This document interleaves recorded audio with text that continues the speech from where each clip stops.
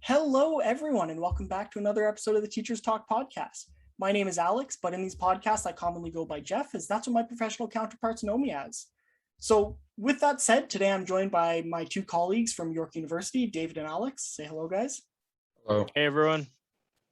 Perfect. And yeah, so over the past couple of weeks and the past few weeks, we've really been getting into our practicum. We're a few more weeks in now since you last saw the podcast on how our first couple of weeks went. So what I thought we would talk about today is how to prepare for the practicum, how we prepared, the advice that the school gave us, talking with our mentor teachers or associate teachers or host teachers, depending on the school that you go to, call them different things. So yeah, I guess with that, let's just get into the podcast. And my first question is, how did you prepare for your teacher's college practicum? So leading up to my practicum, I mostly just went over a lot of the things my practicum facilitator told us to do, which was reading over some of the guiding documents for active involvement, the learning outcomes, some of the learning goals that we would have, and then obviously your little basic things, looking up where your school is to make sure you get there on time, picking out what I wanted to wear so I didn't have to think about it in the morning, preparing my practicum binder, and obviously buying some new stuff. I got a nice new work bag, got some new pens, got some new pencils, all the works.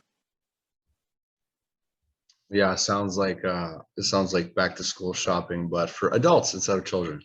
Um, in terms of myself, there were some issues with respect to finding a placement for me at my preferred board, so I was put into a board that was my first choice.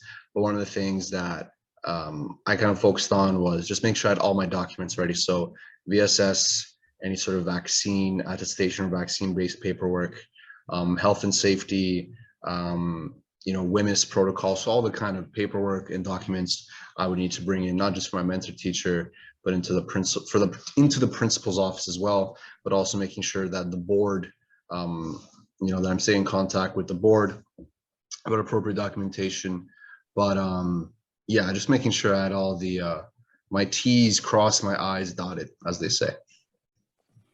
Yeah, no, that's pretty much the same here. Yeah, I think for me, it was very much the back to school shopping for adults. I got a couple new dress shirts, which you've probably seen in a couple videos pop up here and there. And then also I went and I got a new work bag. Actually, sorry, I shouldn't say that I got it. My brother-in-law gifted me a new sort of like computer bag, which was really nice. Got my practicum binder together. I was fortunate enough, though, that I got to contact my mentor teacher well in advance. I got my school information 2 to 3 weeks before I started my practicum. I was one of the lucky few who had that. So we talked on and off, and I'll get into that a little bit later in the podcast. And yeah, just some of the stuff the school told us to do, I did. However, and this is going to be a part of the next question, so I'm actually just going to jump into that there because I don't want to spoil it. And I want to hear what other people have to say first. So yeah, what did your practicum facilitator, and for those of you who are watching, that's the person at the school who's our contact and sort of like oversees our practicum and make sure that we're meeting our requirements. So what did your school practicum facilitator tell you, and given any advice or any suggestions, and did you find those helpful or not?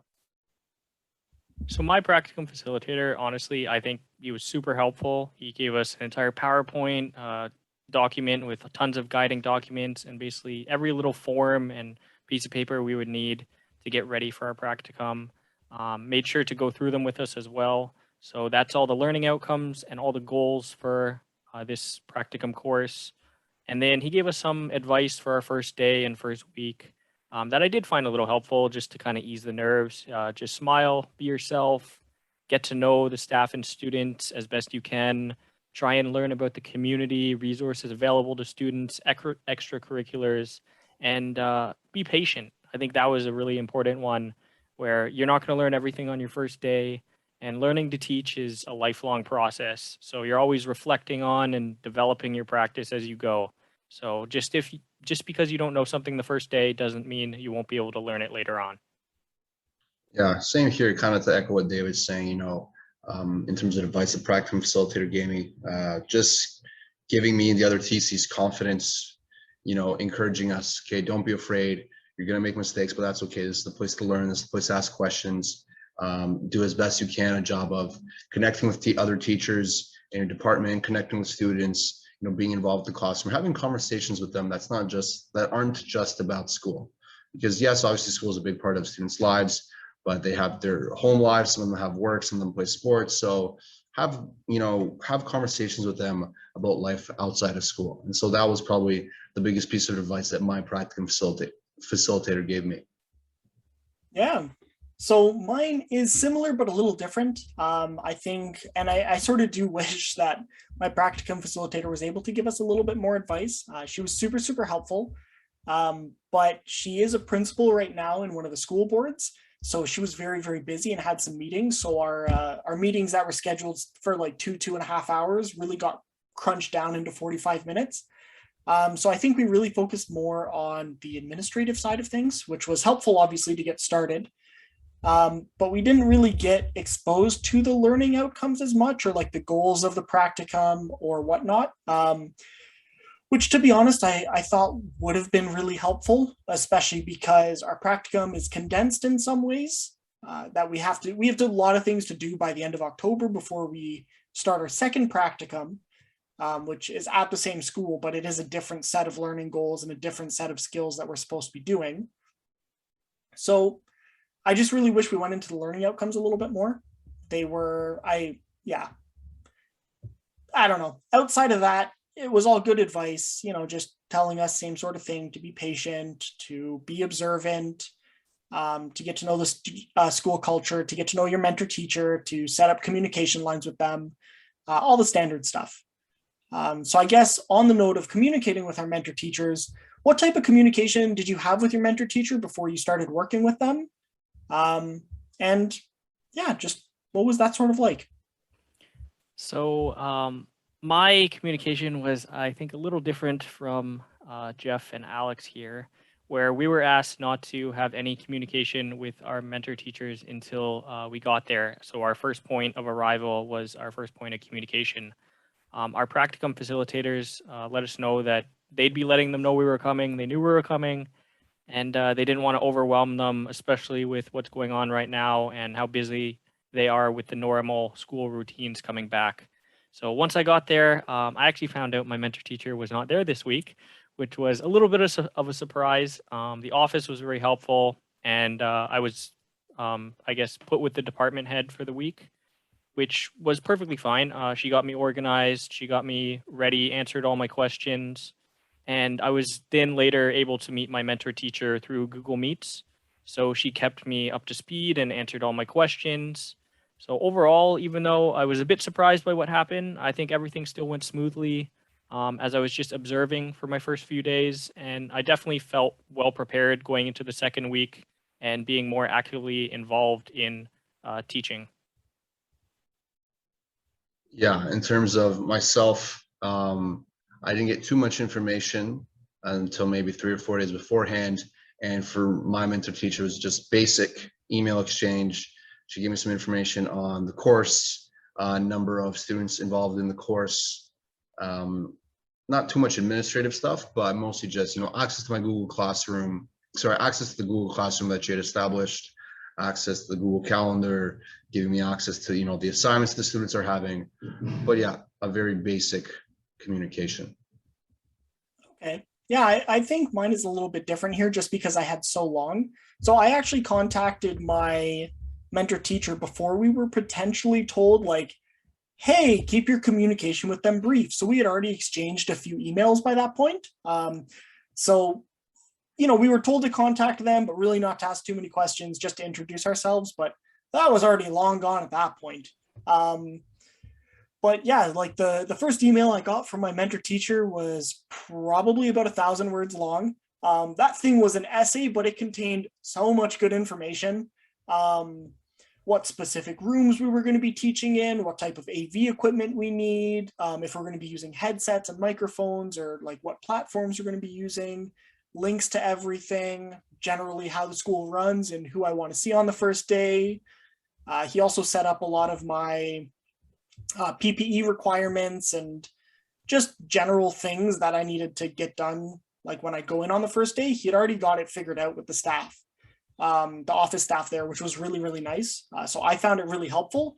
And outside of that, it gave me an opportunity to get a little more comfortable with the material that we were going to be starting in. And yeah, I think that was most of the contact I had with my mentor teacher before the practicum started. And then, yeah, the rest is as we've sort of been discussing in the past couple podcasts and videos. So yeah. And I guess as I come into my last question here, I just want to know, do you have any advice for people who are preparing for their first practicum? So my one piece of advice would just be prepared for anything, honestly. You can't really prepare for the unknown, but just be prepared to adapt to the situation. You'll notice in teaching, things change overnight.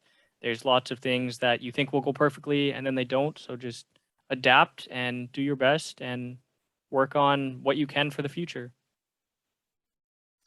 Absolutely, I can't echo that. It's something that's always changing, something that you got to be flexible with, especially in this kind of coronavirus climate that we're still unfortunately in, 18, 19 months later. But yeah, I wouldn't say I would have changed much. So therefore, I wouldn't say I have any, specific advice, but just, again, be happy, smile, shake them hand. Well, I guess give them a fist bump or an elbow, but yeah, just be as ready as you can. Be on your toes. Always look to help. Always take initiative, and you'll be fine. Yeah, I think for me, my advice would mostly be look at what your school tells you that you're going to need to do. Look at what the goals for the practicum are going to be. Look at what you're going to need to have for your first day and get that done ahead of time. So, for example, do you need to have a police record check? What other type of documents do you need to bring with you? Do you need to do like a workplace safety and insurance board document and fill that in before your first day? So really look at a list of the documents that you need for your practicum, and then also start to put together your practicum binder, which is going to contain a bunch of reflections. It's going to contain a bunch of school informations and, the layout of the school, what rooms you're going to be teaching in. You're going to be also, you need to get, English is hard. You need to be ready to start gathering evidence of your learning. Because one of the big things that we need to do throughout our practicums is create a portfolio. And we'll talk about that in another podcast later down the road, because you're going to be taking these portfolios into job applications and using them to show evidence of your learning as a teacher candidate and how you've changed from day one all the way through to the end of your teacher's college. So just really get ready to start gathering evidence of your learning. And the easiest way to do that is really just to check what your university is telling you should be done over your practicum. And generally that's not contained within a course page. That's just going to be a regular web page on your university server. So it's generally publicly available information. So yeah, I guess if that's it, I will end the podcast there. So yeah, thank you for watching this far. If you have any questions or anything you'd like us to discuss in a podcast, please post it down below in the comments section and we'll be sure to either get back to you or address it in an upcoming podcast.